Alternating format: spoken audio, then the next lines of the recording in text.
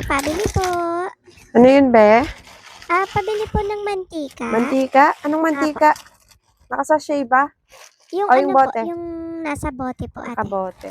Tala. Magkano po, ate? 45, ha? Sige po, isa lang po. Ano pa? Wala na po, Wala ate. na? Yan lang po. 45. Ito po yung bayad, te. I receive 100. Ay, teka, i-plastic natin. Sige po, Dito ko na lang palagay ilagay, po ha? sa Isa plastic. lang naman yung binili mo, eh. Sige Dito po, na ate. lang, Okay eh. na po yan. Wakan mo na lang na maayos, ha? Thank you. Ay, yung sukli mo pala. Ka lang. 45, bali, may sukli ka pang 55. O, yung sukli. Lagay mo na rin sa ano, sa plastic. Sa plastic. Sige po, Lagay ate. mo sa Ito po plastic. yung ano. Okay. Ito po. Papalagay na Tingnan lang. natin. Wakan mo maayos, ha? Baka mabasag yan. Nung Sige katatakbo. Thank you po. Sige, thank you. A few moments later. Hi, Be! Yes po, ate. Palitan mo nga yung mantika binili nung anak mo sa'yo kanina. Ha? Palitan mo nga sabi yung mantika. Yung mantika? Bakit po? Mali po ba yung ano, yung nabili niyang mantika? Hindi mali yung nabili niyang mantika dito, pero palitan mo yung O, mantika. ba't niyo po pinapapalit? Kasi nga, nabasag yung mantika na binili niya kanina Nabasag? dito. Oo, nabasag siya. Kaya Bakit palitan mo na nabasag? lang. Nabasag nga yung mantika, kaya Oo palitan nga, mo ate, na bakit lang. nga po nabasag?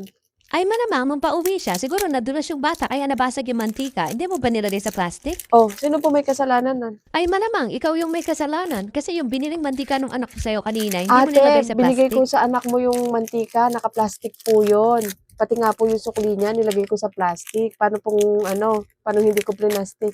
Nabasag na nga yung mantika. Paano ko pa magagamit yung mantika kung basag na? Oh, mapapakinabangan ko pa ba yun? Kaya palitan mo yung biniling mantika nung anak mo kasi dito naman niya yun binili. Ate, hindi ko na po pwedeng palitan yon. Kasi goods na goods po yung mantika na binigay ko dun sa anak mo. Hindi po yun basag. Bumili na lang po kayo ng bago. Ay hindi, bakit ako bibili ng panibagong mantika? Bumili na ako kanina. Palitan mo na lang yung mantika ang binili nung Ay, anak ate, ko hindi ko kanina kasi nga papalitan basag. yun.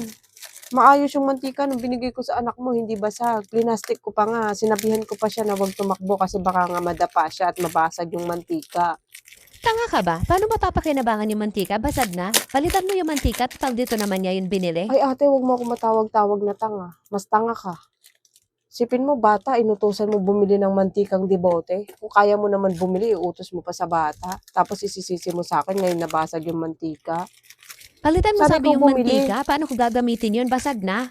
Kaya nag-iisip eh. Hindi ko Plinastic ko, nakasalanan napakanipis yung ng tiyat. Hindi ko plastic. papalitan yung mantika na yun. Maayos kung binigay sa anak mo yung mantika. Tapos ngayong nabasag, ibabalik mo dito. Sasabihin mo, palitan ko. Ano kasi ni swerte? Maayos kung binigay sa anak mo yun. Kasalanan mo na yun. Ba't inutos mo sa bata yung pambili ng mantika?